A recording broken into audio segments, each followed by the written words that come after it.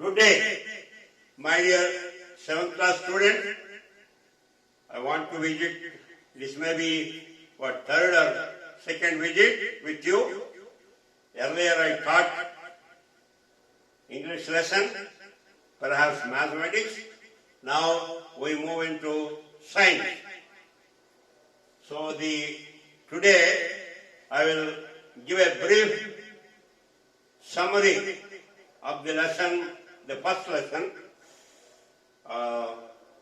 As you know, our teacher is Srimati Vijayalakshmi.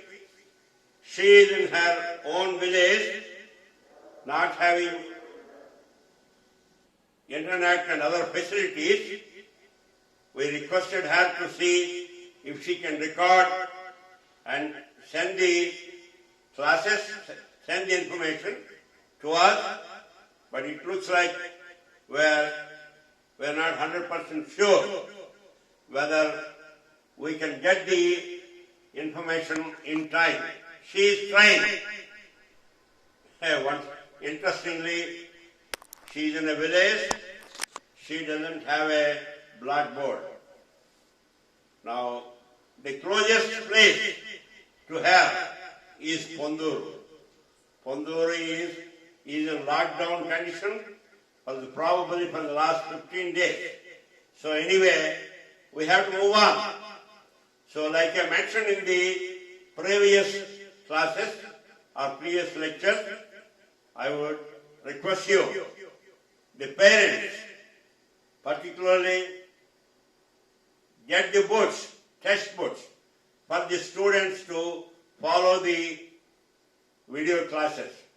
If they want to get full benefit of the video classes, they should have the textbooks. So it's your call.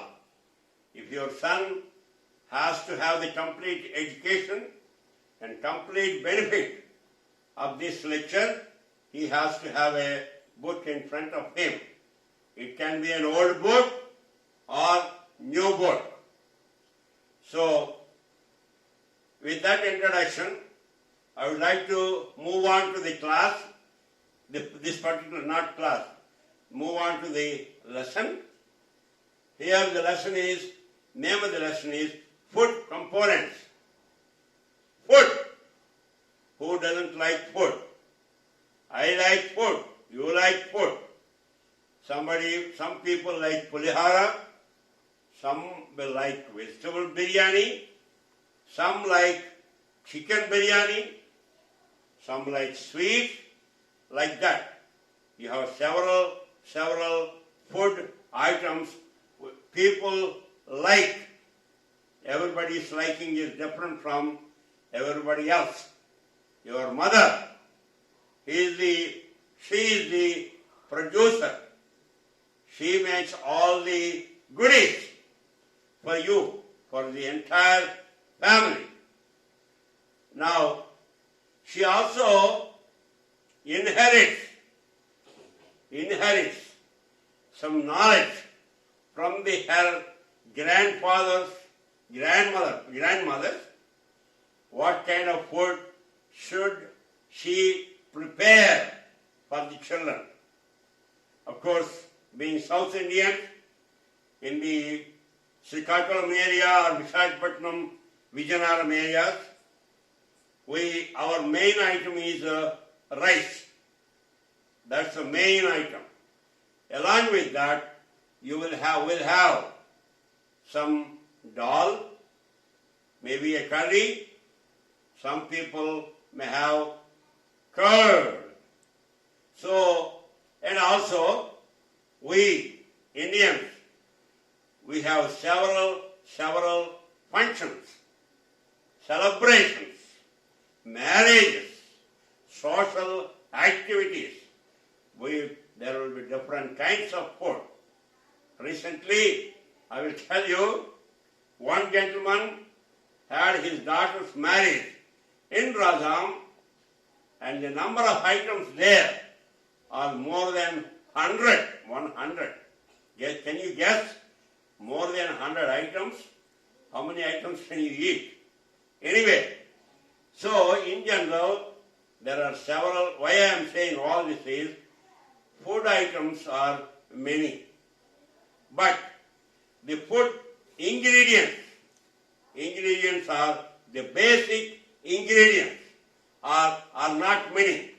See, every food item, so there are several food items, but they are made from very limited number of ingredients. Normally, what are the various food items? What are the various food components or ingredients? So all these food items, they have several ingredients. But mainly, we can talk about number 1, carbohydrates, number 2, proteins, number 3, fats, number 4, vitamins, number 5, minerals. So once again, carbohydrates, proteins, fats, vitamins, minerals. Along with this, you have water and some roughages. I will talk about roughages later on. So, the basic ingredients are, once again, carbohydrates, proteins, fats, vitamins, and minerals. And like I said again, water and the roughages or the fiber, they are also part of the food that we eat.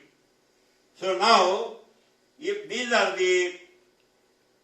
the various important components of the food that we eat, then we would like to know which item has what.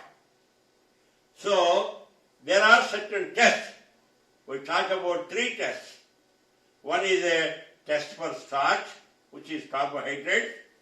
Another one is a test for proteins. Another one is test for fats.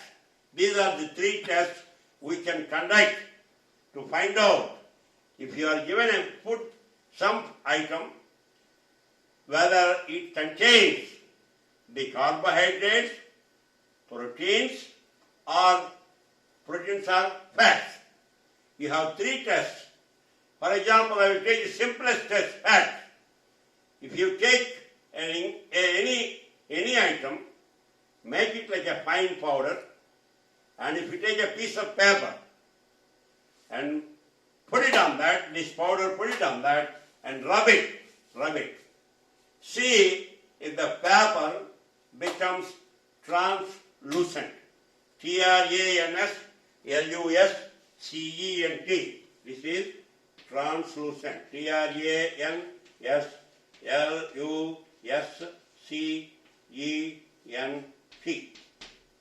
Translucent. I think in science, in light, of course, in light, while you are studying light, you know, opaque, transparent, and translucent. So here, this you can see, it becomes oily, and you can see the other side of the paper very dull, but may not be as clear as the clear glass, but dull. So, if it is translucent, if the paper becomes translucent, then it has, you can immediately say that it has fats. Now, for example, you can take at home, you can try this. Take some groundnuts, Velchanakal, groundnuts, take the skin out, grind them or make them into small pieces, and then put it on a piece of paper and rub it. When you rub it, you will see the translucent surface on the paper. The portion of the paper that is not rubbed by the groundnut pieces becomes very, you cannot see through it. Whereas wherever this groundnut powder has been rubbed and it becomes translucent, you can observe that. So that's, given a substance, you can make it into powder and then rub it on the paper. If the paper becomes translucent, that means it has fats.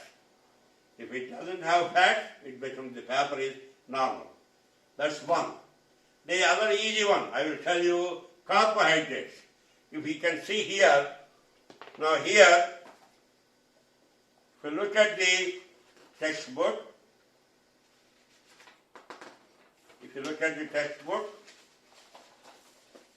there are, you can see here, there are tests, there are 3 tests. One is the test for starch, and there is another one for test for fats, and third one is a test for proteins. I told you about test for fats already. Now, test for starch, you have to make, if you have a dilute iodine solution, if you take a test tube and put the substance to be tested in a test tube, and if you add the dilute iodine solution, if the material becomes blue-black, then the substance tested has carbohydrates. Otherwise, it does not. If it does not turn out, so once again, let me read what is written here. Take a test tube or a cup and add a few drops of iodine solution to it.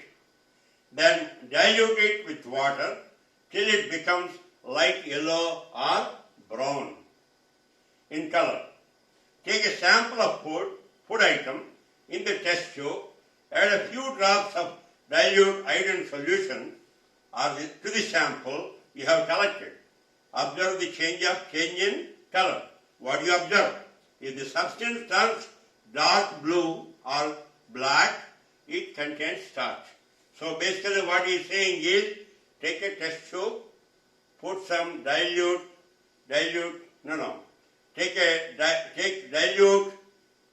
it with water. Sorry, let me come back here. I think I want to take a test tube or a cup and add few drops of iodine solution to it. Then dilute it with water. So that means you are taking a test tube, in that you are taking iodine solution, and that you are adding a few drops of water. That means what are you doing? You are diluting the iodine till it becomes, it says here, till it becomes yellow or brown. Then the food to be tested, you insert that into the test tube and observe what happens to the substance. If the substance turns, the color of the substance turns blue-black or dark blue or black, then the material contains carbohydrates. So basically what you are saying here is, summary is, for a carbohydrate testing, if a substance contains carbohydrates or not, what you have to do is you have to test it with dilute iodine solution. For that what you are doing, take a test tube, put some iodine solution, add some water to it so that it becomes diluted, and then take the material to be tested. Take sample of food item in a test tube. So what you do is, the item that needs to be tested, take it in another test tube and add few drops of the dilute iodine solution, and if the material to be tested turns dark blue or black, then the material contains starch. So that means, to conduct this experiment, what do you need? You need a test tube, you need iodine solution, and you need some water. And another test tube, and the material to be tested, that's all you need. That means, to conduct the experiment, you need 2 test tubes, an iodine solution, and water. So once again, the procedure is, take a test tube and add some iodine solution to it, and dilute it till it becomes yellow or brown. Then take another test tube. In that test tube, put the substance to be tested and then pour a little bit of this dilute iodine solution into the other test tube. Other test tube where the material to be tested is present. So observe the color. If the color changes to dark blue or dark black, that means the substance has the starch. Okay? So we have studied the test for starch and test for fats. Now let's see if we can test for, let us see the test. So now in the food components, like I said, there are 5 important components in food items. Important, that's what the body needs. One is carbohydrates, then proteins, then you have fats, vitamins and minerals. Of course, coupled with that, you need some water and some rough waste. Okay. Now first, when you want to be healthy, the body needs certain amount of carbohydrates, certain amount of fats, certain amount of vitamins, certain amount of proteins. So, whatever you are eating, you want to make sure that it has the required amount of either carbohydrates or proteins or fats or vitamins or minerals. So for that, in this lesson, we are going to test a given product whether it has the starch or whether it has fats, whether it has proteins. I already told you, first is test for fats, and then I told you the test for starch. Now we move on to the test for proteins. Proteins are very, very important. They are building mass-Rutlantam. They are the equivalent to your meat. So they are very, very important for the body. So here, let us see test for proteins. Here for this, you need 2% copper sulfate solution and 10% sodium hydroxide solution. These two solutions are needed. So that means you cannot go to market and ask for a 2% copper sulfate solution. So similarly, you cannot go to market and ask for 10% sodium hydroxide solution. No, you cannot get it. So you have to prepare a 2% copper sulfate solution and 10% sodium 10% sodium hydroxide solution. So what else? What do you need here? 2%. Let me write down here. That way it becomes easier. It becomes so clear. So you want 2%.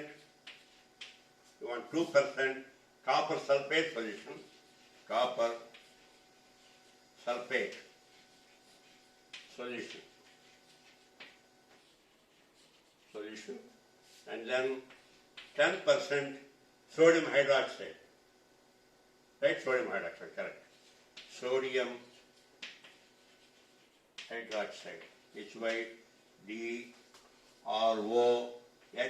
HYDROXIDE. So you need those two solutions. That means, like I tell you, if you go to market and ask for 2% copper sulfate solution or a 10% sodium hydroxide solution, you cannot get it. So we have to make these two solutions in the laboratory. For this, what you do is you take 2 grams of copper sulfate and add it to 100 ml of water, and mix it. Then you get a 2% copper sulfate solution. What do you mean by 2% copper solution? It means in 100 ml of water, you have 2 grams of copper sulfate. Similarly, you have, like for example, 10% sodium hydroxide.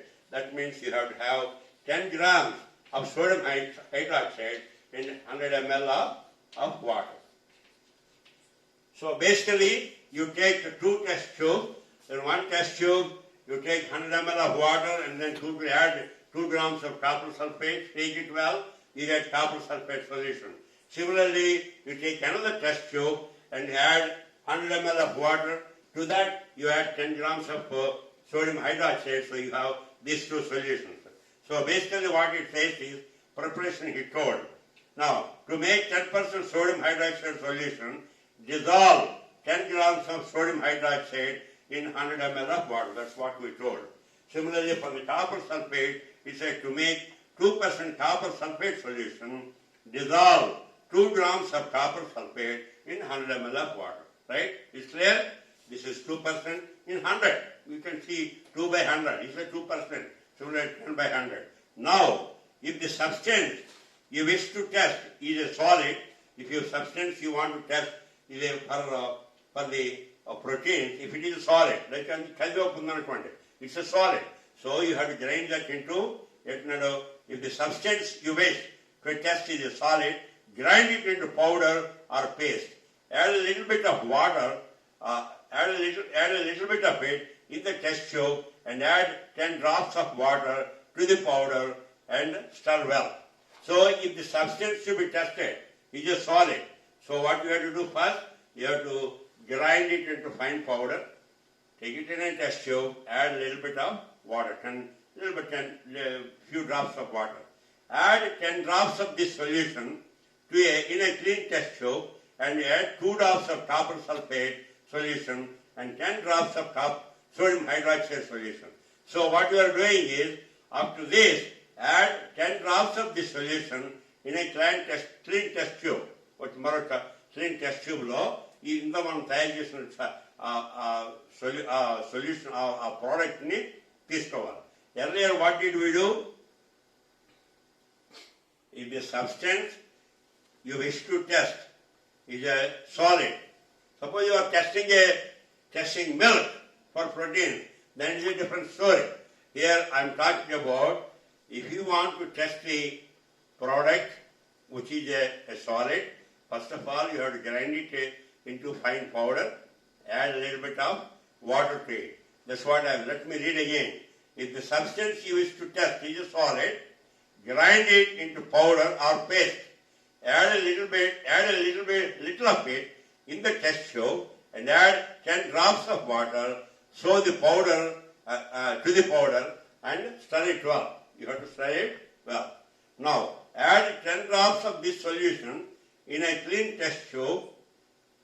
Add 2 drops of copper sulfate solution and 10 drops of sodium hydroxide solution to the test tube and shake well. Change of color to violet or purple confirms the presence of protein. Originally, it should change to either purple. Change of color to purple or violet. Then it confirms that the substance has protein. Let me explain you one more time. Here, there are 3 or 4 different steps here. First step is you have to make 2% of copper sulfate solution. For that, you take a test tube, add 100 ml of water. To that, you add 2 grams of copper sulfate. Shake it well. Now you have copper sulfate solution ready. Then take another test tube, add 100 ml of water. To that, add 10 grams of sodium hydroxide. Shake it well. Now you have 10% sodium hydroxide solution. Now, if the substance to be tested is a solid, so grind it well. Add a little bit of water and make it and stir it well. Now, then take 10 grams, add 10 drops of this solution, add this 2% copper sulfate, 2 drops, and 10% sodium hydroxide, 10 drops.